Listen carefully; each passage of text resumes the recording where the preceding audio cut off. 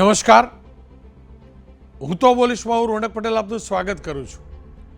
હું તો બોલીશ આજે સતત 1857મો એપિસોડ અને 1857મા એપિસોડના 3 મુદ્દા છે. પહેલો મુદ્દો છે ભ્રષ્ટાચારની કેનાલ.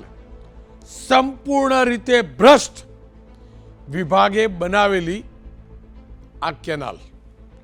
આજે એનો પર્દાફાશ કરવો છે કે આ વિભાગ કેટલો ભ્રષ્ટ છે, કોન્ટ્રાક્ટરો સાથે કેવા ખેલ ચાલે છે. બીજો મુદ્દો છે ઈંડાથી આગા રહેજો. જી હા, કેટલાક એગ્સ ખાવાવાળાને મારો આ મુદ્દો નહીં ગમે, પણ થોડાક દિવસ પૂરતું સતર્ક રહેવું જરૂરી છે. ન માત્ર એગ્સ પણ ચિકન ખાનારા લોકોએ પણ, કારણ કે પડોશના રાજ્ય મહારાષ્ટ્ર અને એમાં પણ આપણી સરહદે આવેલો તાલુકો નંદુરબાર જિલ્લાનો નવાપુર, ત્યાં બર્ડ ફ્લૂ આવ્યો છે. કેવી સ્થિતિ છે, કેટલું સતર્ક રહેવું જરૂરી છે, માત્ર કેમ સતર્ક રહેવું જરૂરી છે, ભયભીત થવાની જરૂર નથી, પણ એગ્સ અને ચિકન ખાતા થોડાક સતર્ક રહેવાની જરૂરી છે. એ મુદ્દાને સમજવો છે. અને ત્રીજો મુદ્દો છે પોલીસ કર્મીની ગુંડાગર્દી. એક પોલીસ કોન્સ્ટેબલ કેવી ગુંડાગર્દી કરે છે તેનો વિડીયો સામે આવ્યો છે, વિડીયો વાયરલ થયો છે. એ મુદ્દાને સમજવો છે. પણ શરૂઆત ભ્રષ્ટ તંત્રની ભ્રષ્ટ નીતિ, ભ્રષ્ટાચાર, એના કારણે ખાડે ગયેલી એ કેનાલના મુદ્દાથી.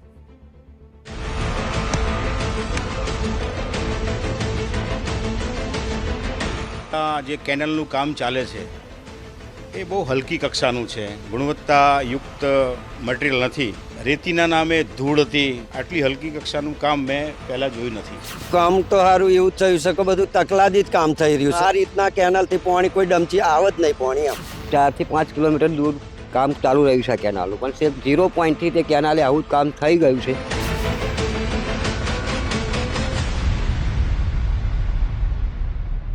અધિકારીઓ અને કોન્ટ્રાક્ટરો એમની મિલી ભગતથી આપણા ગુજરાતની તિજોરી કેવી રીતે ખાલી થઈ રહી છે, સાથે જ ખેતી અને ખેડૂતોને કેટલું નુકસાન જઈ રહ્યું છે.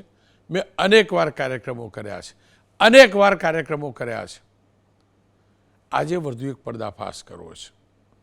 આજે દ્રશ્ય બતાવવા છે સિંચાઈ વિભાગના અને સિંચાઈ મંત્રી બંનેને, અધિકારી મંત્રી બંનેને, કે જુઓ કેવું શાસન ચાલે છે. એક કેનાલ જુઓ તમે. આ કેનાલમાં તમે મને કેનાલ જેવું કંઈક શોધી આપો.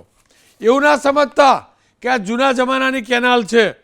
આ નવી બની રહેલી કે બનતી 14/2 મહેમદાબાદ તાલુકો, અમદાવાદની પડોશમાં આવેલો મહેમદાબાદ તાલુકો, એના વાંઠવાડી ગામેથી પસાર થતી 14/2ની મહીસાગરની માયનોર કેનાલ છે.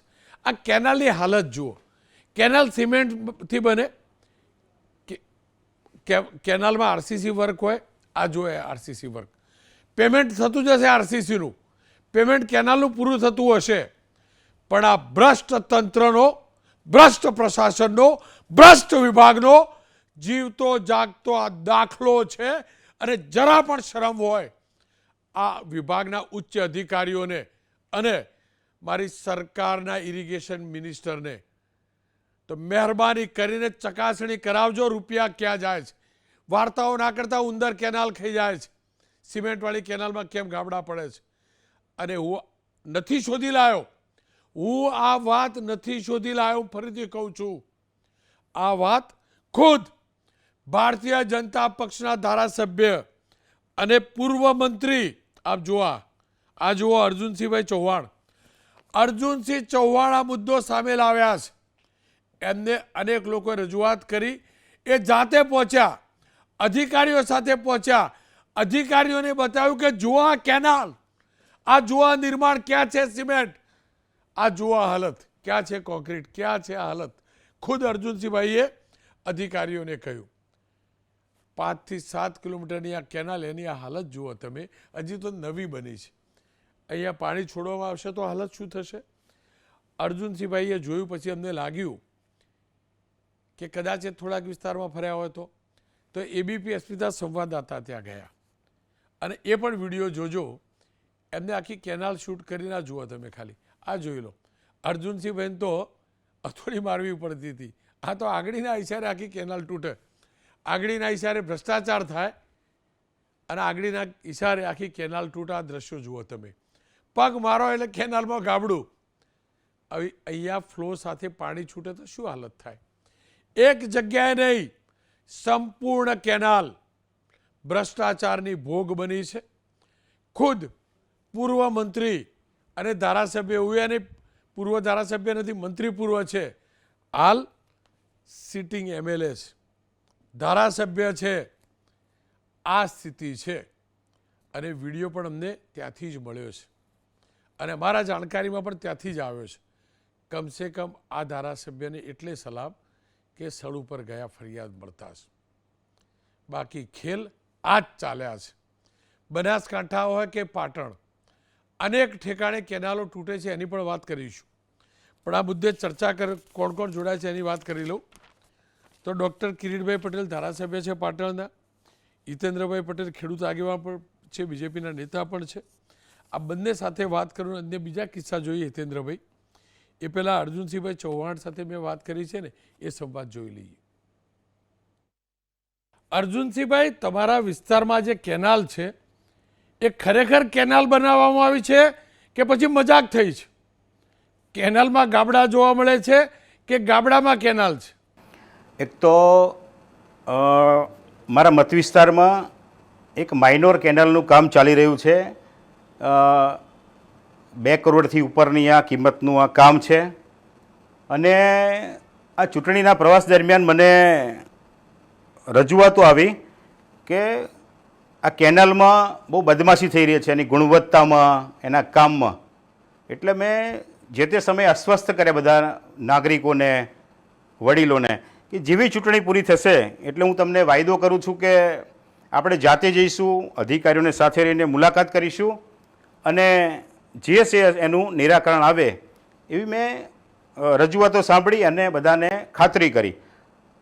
અને પછી મારે જવાનું થયું અને આશ્ચર્ય મને લાગ્યું કે કેટલા SOR પછી આ જે કેનાલનું કામ છે એમાં રેતીના નામે ધૂળ હતી અને કુલ મળીને બહુ બદમાશીવાળું આ કામ અમારી સમગ્ર ટીમ, અધિકારીઓ અને કોન્ટ્રાક્ટર સાથે અમે જોયું, તમને જોવા મળ્યું. ચૌહાણ સાહેબ, આ બદમાશી કરી કોને હશે? કેવી રીતે થઈ આ બદમાશી? હવે કુલ મળીને આ તો કોન્ટ્રાક્ટરનો જ વિષય છે અને આપણા મૃદુ અને મક્કમ મુખ્યમંત્રી સાહેબ ભૂપેન્દ્ર પટેલ સાહેબ જે વાત કરે છે, અમને સીધી સૂચના છે કે આ પ્રજાનો પૈસો છે, ટેક્સનો પૈસો છે, એમાં કંઈ પણ બદમાશી ચલાવી લેવામાં નહીં આવે. કેટલા મોટા SOR હોય છે અને ભૂપેન્દ્ર પટેલ સાહેબ દર વખત અમને આ વાત કરે છે અને જાગૃત પ્રતિનિધિ તરીકે આ રજૂઆત મળી અને મારે જવાનું થયું છે અને આ ઘટના આપની સામે છે. માનનીય ધારાસભ્ય શ્રી, આ તો તમને રજૂઆત મળી, તમે સક્રિય છો અને જાત નિરીક્ષણ કર્યું એટલે સામે આવ્યું. કદાચ કોઈએ રજૂઆત ન કરી હોત અથવા એ વાત તમારા સુધી ના પહોંચી હોત તો આખી આ બોગસ કેનાલ બની જતી ને કેવી હાલત થતી? નહીં, આપની જાણકારી માટે મારા મત વિસ્તારમાં કંઈ પણ થાય છે એ મારો કાર્યકર્તા, હું તો નહીં તો તાલુકા પંચાયતનો પ્રતિનિધિ, જિલ્લા પંચાયતનો સભ્ય, અને આવી કંઈ પણ રજૂઆત આવે એટલે હું જાતે જાઉં છું. એ રોડની વાત હોય, ગટરની વ્યવસ્થા હોય કે સરકારી મકાનની વાત હોય. આ બદમાશીનો સ્પષ્ટ મતલબ ભ્રષ્ટાચાર થાય ને, ભ્રષ્ટાચાર ગણાય ને? આમાં હલકી ગુણવત્તાનું કામ છે એટલે કુલ મળીને આ અમારી મર્યાદા છે. અમે બધી જગ્યાએ જઈ શકતા નથી ધાર્મિક, સામાજિક, રાજકીય કાર્યક્રમોમાં, પણ આ અધિકારીઓએ પણ આ પૂરતું ધ્યાન આપવું જોઈએ એ અમારી લાગણી છે અને સ્વાભાવિક એમની આ ડ્યુટી છે, એમની ફરજ છે અને એની દેખરેખ હેઠળ આ કામ થયું છે તો એ પણ જવાબદાર છે. હું તમને એ જ કહેવા માગું છું, આ કેનાલનું નિર્માણ થઈ રહ્યું હતું, એનું કેટલુંક પેમેન્ટ પણ થયું હશે, કેટલાક રિપોર્ટો પણ બન્યા હશે. અધિકારીઓ પણ તો ત્યાં હાજર હોય કે ના હોય? અધિકારીઓની પણ તો કંઈક ફરજ હોય કે ના હોય? આપ શું માનો છો? અધિકારીઓએ આંખ આડા કાન કર્યા છે કે પછી જે પણ આ ભ્રષ્ટાચાર થયો છે એની અંદર તેમનો પણ કોઈનો ભાગ છે? આપ શું માનો છો? સ્વાભાવિક એ જ હોય ને, કદાચ અધિકારીઓને ગરમી લાગતી હોય, આ તાપમાં કદાચ અમે તો વોટ માગવા નીકળ્યા હતા અને રજૂઆત આવી છે, પણ એમને કદાચ એસી ઓફિસમાંથી ના નીકળવું હોય એના પરિસ્થિતિ સર્જન થયું હોય એવું લાગે કદાચ. ધારાસભ્યશ્રીએ બહાર ન નીકળતા હોય અધિકારીઓ, પણ ઓફિસમાં બેઠા બેઠા ખબર તો પડે કે બહાર શું ચાલે, કે પછી બધું જાણતું હોવા છતાં પણ જાણી જોઈને મૌન રહેતા હશે, ક્યાંક એવું હશે. એ એમનો વિષય છે. અમે તો અમારા વિસ્તારમાં અમારા નાગરિકોને, મતદારોને, સજ્જન સમાજને એમનો ટેક્સનો પૈસાનું વળતર પૂરું મળે એવી અમારી લાગણી હોય. જુઓ, મોટાભાગની કેનાલનું આ નિર્માણ થઈ ગયું, મોસ્ટ બોગસ, એક ટીપું પણ પાણી અંદર ન છોડાય ને એવી હાલતની આ કેનાલ બની છે સાહેબ તમારા વિસ્તારમાં. તમે જ સામે લાવ્યા છો, પણ માની લો કે આ સામે વાત ના આવી હોત અને ત્યાં પાણી છોડાયું હતું આ કેનાલમાં, તો શું હાલત થતી એ વિસ્તારના લોકોની, ખેડૂતોની, ખેતીની? મોટું નુકસાન થાત.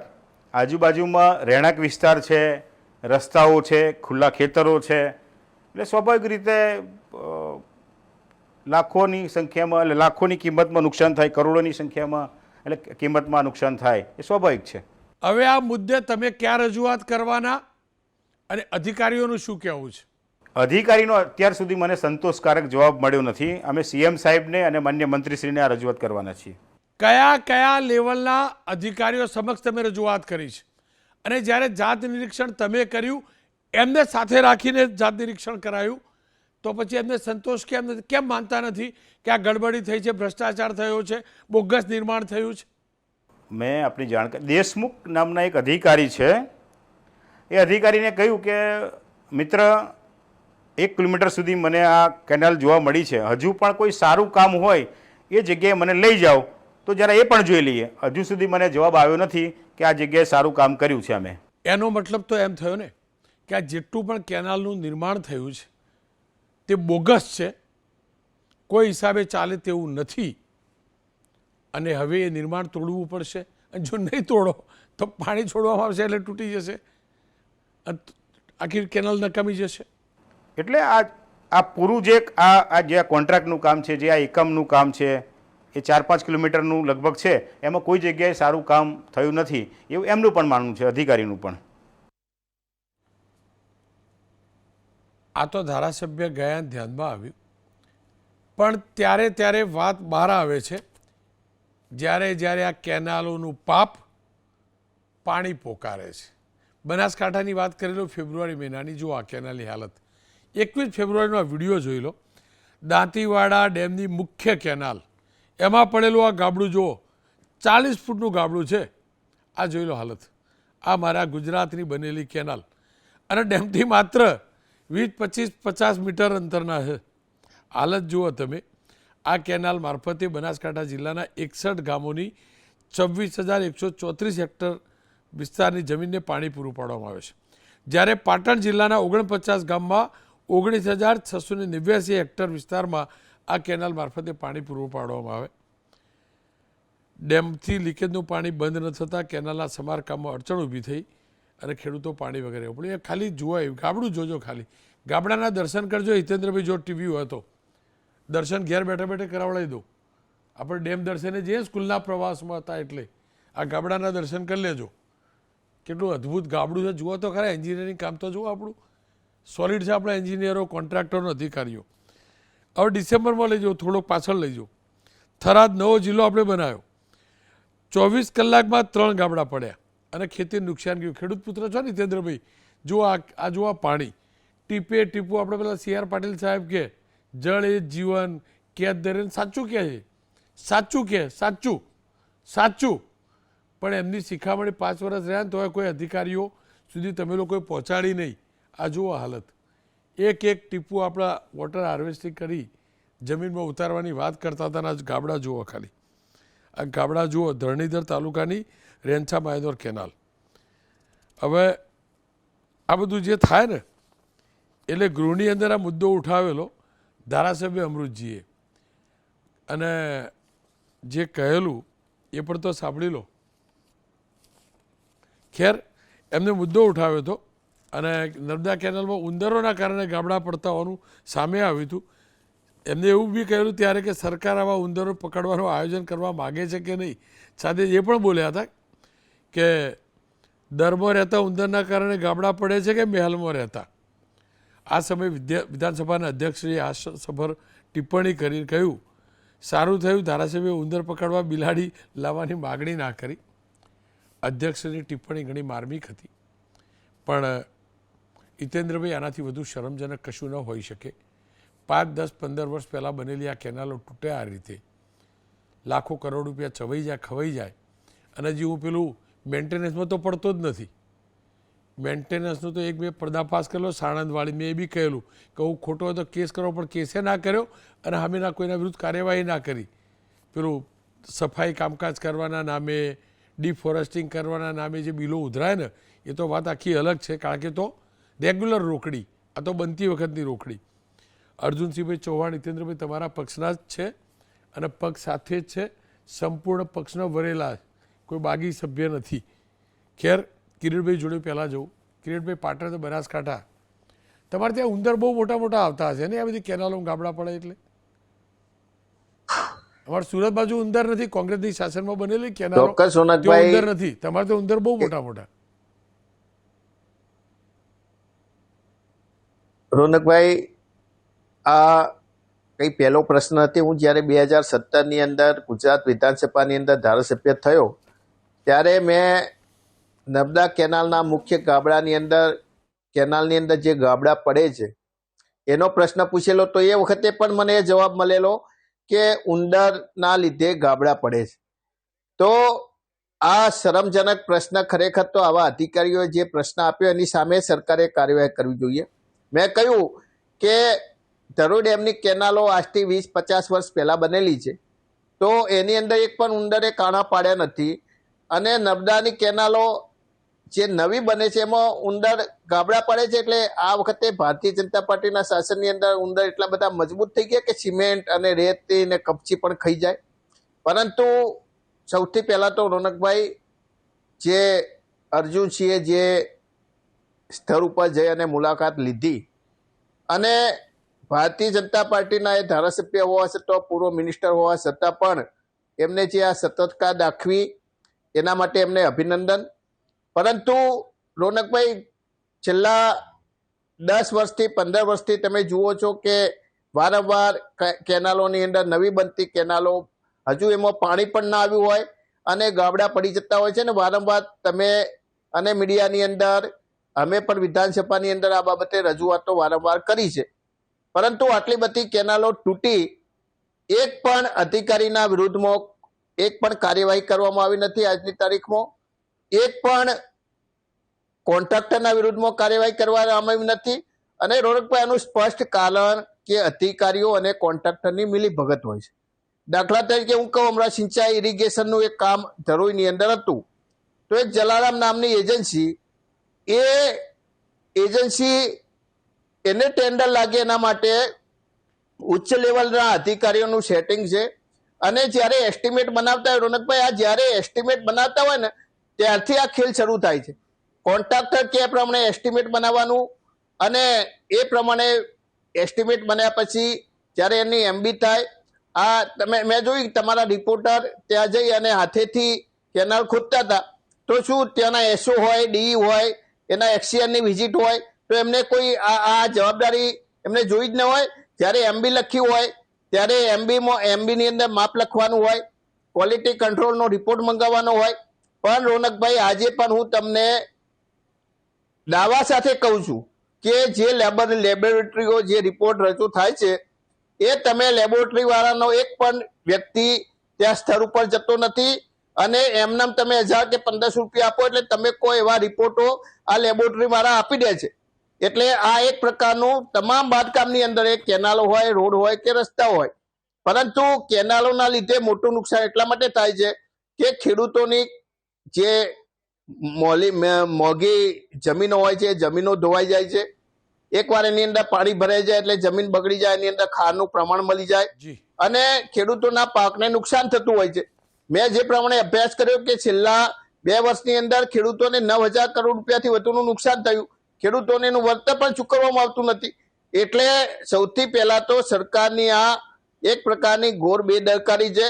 સરકારે એક બાજુ સરકાર ભ્રષ્ટાચાર મુક્ત વહીવટની વાતો કરે છે, ત્યારે ભાજપના જ એક પૂર્વ મંત્રી અને એક ધારાસભ્ય દ્વારા આ આખું કૌભાંડ એ ખુલ્લું પાડવામાં આવ્યું છે.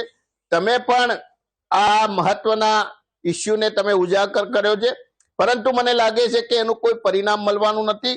સરકાર જ્યાં સુધી સરકારનો ઈરાદો સ્પષ્ટ નહીં હોય અને આવા અધિકારીઓ અને કોન્ટ્રાક્ટરોની મિલીભગતના લીધે આ જે બધું બનાવ બને છે, એવા અધિકારીઓના વિરુદ્ધમાં અને કોન્ટ્રાક્ટરોના વિરુદ્ધમાં જ્યાં સુધી ક્રિમિનલ ઓફેન્સ એટલે ફોજદારી ફરિયાદો દાખલ નહીં કરવામાં આવે ત્યાં સુધી આ ચાલી રહેવાનું છે. તમે જુઓ કે આવા કોન્ટ્રાક્ટરના વિરુદ્ધમાં ફરિયાદ મળે રોનકભાઈ એટલે એને બ્લેકલિસ્ટ કરવાનું, અધિકારીની તો કોઈ જવાબદારી જ નહીં. ખરેખર તો અધિકારી એસઓ હોય, ડીઈ હોય, એક્સીએન હોય, આ બધાની જવાબદારી આવે છે. ક્વોલિટી દરેક ડિપાર્ટમેન્ટની અંદર ક્વોલિટી કંટ્રોલ છે, દરેકની જવાબદારી આવે છે. કિરીટભાઈ આપ જોડાયેલા રહો વચ્ચે એકવાર બોલો રોનકભાઈ. આપ જોડાયેલા હોય હિતેન્દ્રભાઈ પાસે બી તો જાણી લઉં ને. હિતેન્દ્રભાઈ ખેડૂત આગેવાન નેતા.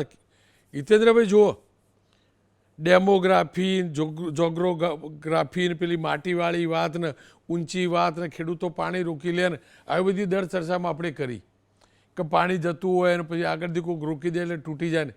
અહીંયા તો પાણીનું ટીપું એ ગયું નથી. આ દાખલો મેં એટલે આજે રજૂ કરી રહ્યો છું કે આ ચોર છે કોન્ટ્રાક્ટરો, અધિકારીઓ બાનું કાઢીએ છીએ ખેડૂતોનું કે ખેડૂત આગળ પાણી રોકી દે એટલે તૂટી જાય ને ફાટી જાય. વાર્તાઓ કરીએ છીએ. કોઈ છે ઇલાજ સરકાર પાસે? આ પાણી પુરવઠા મંત્રી કે ઇરિગેશન મંત્રી જે પણ આવતા હોય, કુંવરજીભાઈ સાહેબ હશે, બાવળિયા સાહેબ, કોઈક વાર લઈ જાઓ. તમે કહો તો હું આવું બોલો, લઈ જઈએ એમને જુઓ હાલત. તમારા પક્ષના ધારાસભ્ય પૂર્વ મંત્રી જાય એ તો હથોડી અડાણ તૂટે છે. મારો પેલો આંગળી કરે છે ને તો એ તૂટે છે. ખાલી કેનાલમાં આંગળી કરે, સિમેન્ટ નીચે આવે, સિમેન્ટની માટી નીચે આવે. આ સ્થિતિ કરવાની આપણે, અને પછી આ કોંગ્રેસવાળાનો હિસાબ ગણવાનો, કોંગ્રેસની સરકારમાં આવું હતું પેલું હતું. આપણે આપણી સરકારની વાતો કરવાની જ નહીં. જવાબદાર કોણ? જવાબદાર કોણ? રોનકભાઈ, જે પ્રમાણેની ઘટના સામે આવી છે, માન્ય અર્જુનસિંહજીએ જે પ્રયત્ન કર્યો છે એ માટે એમને અભિનંદન પાઠવું છું. જાગૃત ધારાસભ્ય તરીકે, જાગૃત લોકપ્રતિનિધિ તરીકે એમણે આ વિસ્તારમાં આવાજ છે, આવાજ હિતેન્દ્રભાઈ સ્પષ્ટ એમણે આ જે પ્રયત્ન કર્યો છે એ માટે હા, એટલે અહીંયા આ કેનાલમાં ભ્રષ્ટાચાર છે, નબળી ગુણવત્તા છે, એને કોઈ ડિનાય કરી શકે એમ નથી. અને ભૂતકાળમાં પણ આપણને આવી ફરિયાદો મળી છે. કુલ મળીને જે રીતે આ કામ થયું છે એમાં જે રીતે ગુણવત્તાની ચકાસણી થઈ છે, આપના પ્રતિનિધિએ પણ એમાં જે ગુણવત્તા ચકાસણી કરી છે, મને લાગે છે કે હું ખાતરી આપું છું કે માન્ય અર્જુનસિંહજીની સાથે છીએ.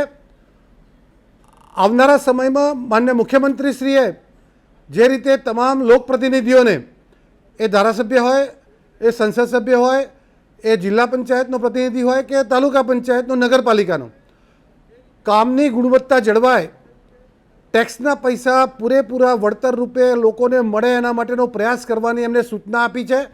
અને એટલે જ આ જે અર્જુનસિંહજીએ પ્રયત્ન કર્યો છે એમને અભિનંદન. અને આ વાત આટલેથી નહીં અટકતા આ જવાબદાર અધિકારીઓ સામે અને જવાબદાર કોન્ટ્રાક્ટર સામે કડકમાં કડક કાર્યવાહી થાય એની ખાતરી આપું છું. અને અર્જુનસિંહભાઈ ચૂકી જશે તો અમે, હું વ્યક્તિગત પણ આવા પ્રકારની કામગીરીમાં આવનારા વીકમાં માન્ય મુખ્યમંત્રીશ્રીને, માન્ય મંત્રીશ્રીને રજૂઆત કરી અને આ લોકોને સખત કાર્યવાહી થાય એવી ખાતરી આપું છું. એક બીજી બાબત કે આજે ટેકનિકલ છે એની સાથે આપણે વાત નથી થઈ, અધિકારી સાથે પણ મારે વાત નથી થઈ. મને એવું લાગે છે કે આ પહેલું લેયર બનેલું છે. કદાચ એવું હોય કે ઉપરનું ફાઇનલ લેયર બનવાનું બાકી હોય, પણ ગુણવત્તા નબળી છે એ હકીકત છે. આજે સવાલ એ રીતે થાય છે કે મહીસાગરની જે કેનાલો છે એમાં મને મુખ્યમંત્રીશ્રીએ કૃષિ વિસ્તાર વધારવા માટે આ પેટા કેનાલો એટલે માઇનોર અને સબ માઇનર કેનાલનું નેટવર્ક ઊભું કરવાનું નક્કી કર્યું છે. અહીંયા હું હમણાં બનાસકાંઠામાં જિલ્લા પંચાયતની ચૂંટણીમાં ત્યાં પ્રવાસમાં જવાબદારીમાં હતો. ખાસ કરીને વડગામ તાલુકામાં મારી જવાબદારી હતી. તો ત્યાં પણ અનેક જગ્યાએ આ કેનાલોનું કામ ચાલુ છે. એક સમયનો સૂકો ભટ્ટ પાટણ, બનાસકાંઠા, વાવથરા જિલ્લો આજે 50% જેટલું ઇરિગેશન કરે છે અને ડ્રીપ ઇરિગેશનના માધ્યમથી ખૂબ સારી ખેતી કરે છે. એટલે સરકારનો હેતુ છે ત્યાં તળાવો ભરાયા છે, માઇનોર સબ માઇનોર કેનાલો બને છે. હવે પછી તો એને પાઇપલાઇનથી પણ આપણે આગળ વધવાનું નક્કી કર્યું છે. પણ કેટલાક અધિકારીઓની અને કેટલાક કોન્ટ્રાક્ટરોની મિલીભગતથી આ સરકારનો હેતુ ખેડૂતોને પૂરેપૂરો ઉપયોગી સાબિત નથી થયો. સાથે સાથે ખેડૂતોને આ કેનાલ તૂટવાથી સાઈડમાં નુકસાન પણ જાય છે એવું વારંવાર આપણે જોયું છે. મને લાગે છે કે ઓપરેશન ગંગાજળનો બીજો ફેઝ પણ આપણે હમણાં ચાલુ કર્યો છે. 2 દિવસ પહેલાં અડધી રાતે 2:30 વાગે 2 લોકોને આપણે એમને આરામ કરવા માટે મોકલી આપ્યા છે. ખાતરી આપું છું કે આ કેનાલના પ્રકરણમાં પણ ખેડૂત આગેવાન તરીકે હું વ્યક્તિગત રીતે આવા લોકોને શોધી રહ્યા છીએ. અમે ભારતીય કિસાન સંઘના પ્રતિનિધિઓ, ભારતીય જનતા પાર્ટીના કાર્યકર્તાઓને અમે લોકો આ જે વાત વારંવાર અને મારે જે જવાબ આપવાનો હતો તમે સામેથી આપી દો છો કે હિતેન્દ્રભાઈ આવી વાત ના કરતા, ત્યાં સુધી આ ઘટના આવી છે. હું ખાતરી આપું છું કે આવનારા દિવસોમાં હવે આ વાત લઈને આપણે ચર્ચા નહીં કરવી પડે, એ પ્રમાણે કડક કાર્યવાહી કરવામાં આવશે. હિતેન્દ્રભાઈ, જુઓ, કડક કાર્યવાહીની કોઈ વ્યાખ્યા ખરી? હજી કહું તમને, 3 વર્ષ થઈ ગયા સાણંદવાડી કેનાલ ખરીને એનું મેં બતાવેલું ડિફોરેસ્ટિંગનું આખું રેકેટ ચાલે. અને હું કોઈ લાડ સાહેબ નથી કે આપણે કોઈ એવા સાયન્ટિસ્ટ નથી કે આપણને ખબર પડે શોધી આવીએ. તમારા જેવા મિત્રો જાણકારી મોકલાવે, ડોક્યુમેન્ટ સાથે બતાવેલું કે બિલ મુકાય તો ડિફોરેસ્ટિંગ થયું જ ના હોય, આખો ખેલ થાય કેનાલમાં. અને જાણી જોઈ અને એ ટાઈમે ડિફોરેસ્ટિંગ કરવાનું, પાણી પેલો વરસાદ પડે, પાણી આવે ને નીકળી જાય. મને એટલું સમજાવો, કડક કાર્યવાહીની વ્યાખ્યા શું? એની વ્યાખ્યા સમજાવી દો ખાલી, બસ. જો રોનકભાઈ, ઓપરેશન ગંગાજળ છે ને એ કડક કાર્યવાહી તમે જોઈ છે અને અનેક લોકોને ઘેર બેસાડ્યા છે. અહીંયા થોડું મોડું થયું છે પણ ખોટું નહીં થાય. અને આજે ગંગાજળમાં તો શું થાય ખબર છે? ગંગાજળ છાંટીએ એટલે પેલો પવિત્ર થઈ જાય, પાપ ધોવા બધા ગંગાજળમાં જાય. માફ કરજો, હું ટીકા નથી કરતો, પણ આ હકીકત છે. પાપ ધોવા ગંગાજળ છાંટ્યું, પેલા છૂટો કરી દીધો, ઘેર બે આવી ગયો, પાપ ક્યાં ગયા એના? પાપ એક અંદર પૂર્યો, ઓપરેશન જેલ લાયા, મને એટલું કહી દો. ઓપરેશન જેલ લાયા, ઓપરેશન સંપત્તિ બધી સીઝ કરવાનું લાયા આપણે. કોઈની રિકવરી લાયા કોઈ અધિકારી પાસેથી? એક કિસ્સો બતાવી દો કે અધિકારીની સંપત્તિ વેચીને આપણે વસૂલ કર્યા હોય. અને એક કિસ્સો બતાવી દો સસ્પેન્ડ કરીને ઘરમાં બેહાડી દીધો હોય. તમારી વાત સાથે સંમત છું રોનકભાઈ. આ તમારી વાતને ડિનાય નથી કરતા, પણ સમસ્યાઓનું સ્વરૂપ બદલાતું જાય છે. એક સમય હતો કે 3 બ્રિજ હતા, આજે 178 બ્રિજ થયા. એ 2 કિલોમીટર રસ્તા બનતા હતા, તે 40 કિલોમીટર રસ્તા બને છે. આ કેનાલોનું નેટવર્ક 15,000 કિલોમીટરનું હતું, અત્યારે 62,000 કિલોમીટરનું નેટવર્ક થયું. એટલે ડ્રગ્સ આવતું હતું એ પકડવાનું ચાલુ કર્યું, એટલે અમારે જવાબ આપવો પડે છે. કેનાલોનું નેટવર્ક આટલું સંખ્યામાં ખૂબ વધ્યું એટલે ક્યાંક મુશ્કેલી પડી. આજે અમે જવાબ આપવા તૈયાર છીએ, અમારી જવાબદારી છે. પણ તમારી વાતને ડિનાય નથી કરતો અને તમારી લાગણી છે કે તમારી વાત સાચી છે કે આ જે ઓપરેશન ગંગાજળથી ઉપર એમાં રિકવરી પણ થાય અને જેલમાં જાય એ કાર્યવાહીની પણ આવશ્યકતા છે. એ બાબતમાં પણ અમારી સરકારનું મન ખુલ્લું છે. આવનારા દિવસોમાં તમને એની ફરિયાદ પણ નહીં રહેવાની ખાતરી આપું છું. તમે આ ડ્રગ્સની વાત કરી, હિતેન્દ્રભાઈ, યાદ કરે નહોતું યાદ કરાવવા જેવું. આ સરકારના અધિકારીઓ શું કહે ખબર છે? ડ્રગ્સ ઉંદર ખાઈ ગયા. આ કેનાલ વાળું તો હજી એમ માની લઈએ, ડ્રગ્સ ઉંદર ખાઈ ગયા. હવે રિપોર્ટ આવેલો, યાદ છે ને?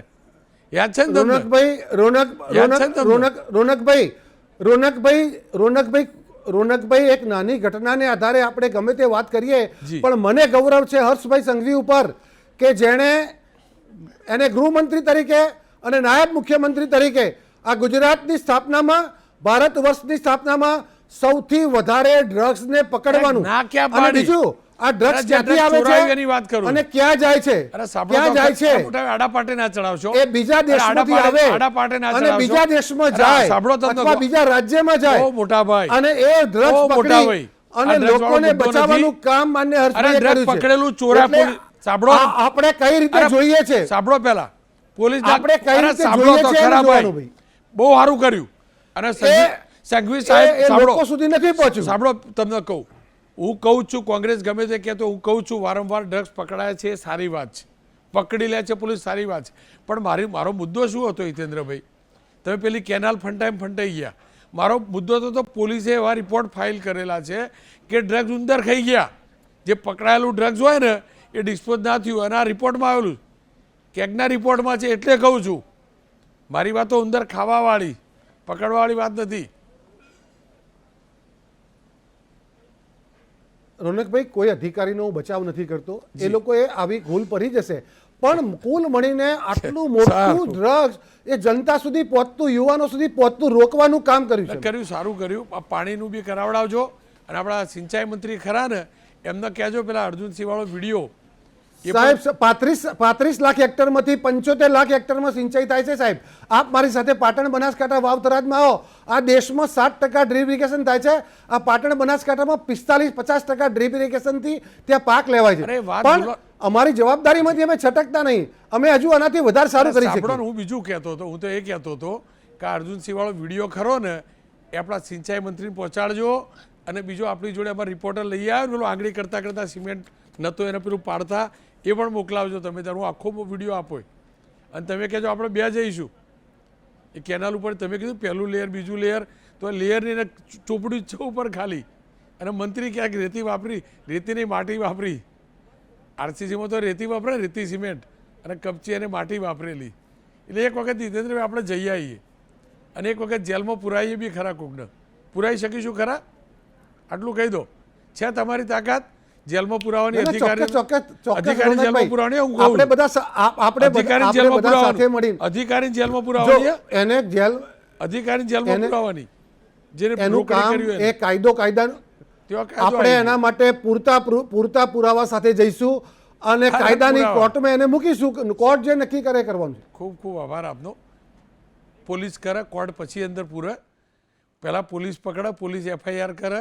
હિતેન્દ્રભાઈ, વાત સંભળાતી હોય તો પોલીસ FIR દાખલ કરે, પોલીસ સરકાર ફરિયાદી બને અને પછી કોર્ટ નિર્ણય કરે. તમે કોર્ટ ઉપર ના છોડી દેશો સીધું, બરાબર? સીધું કોર્ટ ઉપર ના છોડી દેશો. પહેલાં ઈચ્છા શક્તિ હોય ને આપણી તો આપણે ફરિયાદી બનીએ. સરકાર ફરિયાદી બને, મારી ઇરિગેશન વિભાગ ફરિયાદી બને. કો આપણા કુંવરજી બાવળિયા સાહેબનો વિભાગ ને કોને ફરિયાદી બનવાનું ને FIR દાખલ કરાવીએ આપણે. બોલો.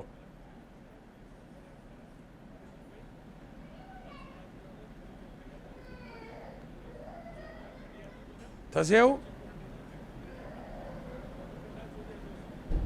રોનકભાઈ, કોઈ પણ બાબતમાં મેં આ કીધું એ પ્રમાણે અગાઉથી ફરી રિપીટ કરું છું કે મને અર્જુનસિંહભાઈએ જે કામગીરી કરી છે એને અભિનંદન પાઠવું છું.